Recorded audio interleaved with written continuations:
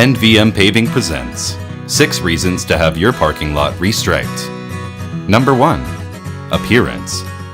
Your parking lot is the first impression customers get of your business, so you want to make sure it's a good one.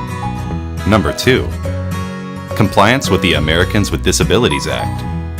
Having a business that is accessible to people, regardless of disabilities, gives your company an advantage over the competition. Number 3.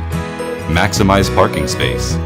When you have crisp, clear lines, it is much easier for customers to see exactly where open spots are and give your parking lot the most parking space possible. Number 4. Reducing liability.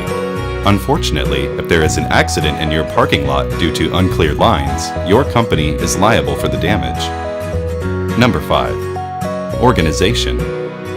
Having a clearly marked parking lot shows drivers exactly where they are authorized to drive and park. Number 6. Compliance with fire codes.